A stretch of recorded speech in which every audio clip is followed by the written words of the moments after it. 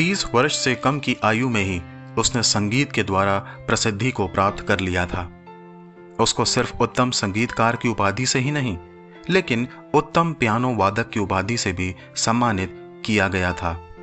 प्रसिद्ध और गणमान्य लोगों में उसकी गिनती होती थी, लेकिन कुछ समय के बाद उसके सुनने की शक्ति धीमे धीमे कम होने लगी और एक ऐसा समय आया कि जब उसको सुनना बिल्कुल बंद हो गया।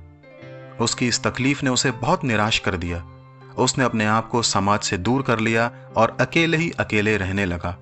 कुछ लोगों ने उसका मजाक भी बनाया। वह बहुत दुखी और निराश रहने लगा क्योंकि उसने अपने कौशल और प्रतिभा को खो दिया था।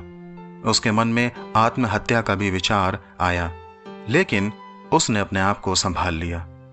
एक दिन वह ऐसे ही बैठा अपने द्वारा लिखे हुए गानों को याद कर रहा था और तभी उसको विचार आया कि क्यों न वह लेखन का काम आरंभ कर दे। और उसने लिखना आरंभ कर दिया। उसने विभिन्न विषयों पर लिखा और जब उसके लेखन की पहली पुस्तक लोगों के हाथ में आई तो लोगों द्वारा उसकी पुस्तक को बहुत ज्यादा पसंद किया गया। उसके बाद उसने पीछे मुड़कर नहीं देखा और एक के बाद एक उसकी पुस्तकें बाजार में आने लगीं और लोगों ने उसकी पुस्तकों को पसंद किया।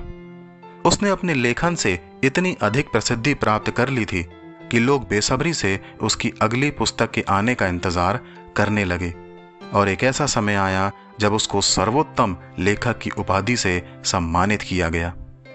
मित्रों, देखा आपने इस व्यक्ति ने कितनी अधिक कठिनाइयों का सामना किया। वह निराश और परेशान भी हुआ, लेकिन ऐसी घनघोर निराशा के समय में भी उसने हार नहीं मानी और हिम्मत के साथ एक नई शुरुआत की। उसकी हिम्मत और मजबूत इरादों ने उसको फिर से वही सम्मान दिलाया जो वो कभी खो चुका था। हो सकता है आज आप भी किसी न किसी कारण से दुख और निराशा में हो, तो मैं आपको यही कहना चाहूंगा कि हिम्मत ना हारें, लेकिन एक नई शुरुआत के साथ आगे बढ़ने में प्रयत्नशील रहें। बाइबल भी रोमियो के 12 अध्याय के 11 पद में कहती है, प्रयत्न करने में आलसी ना हो।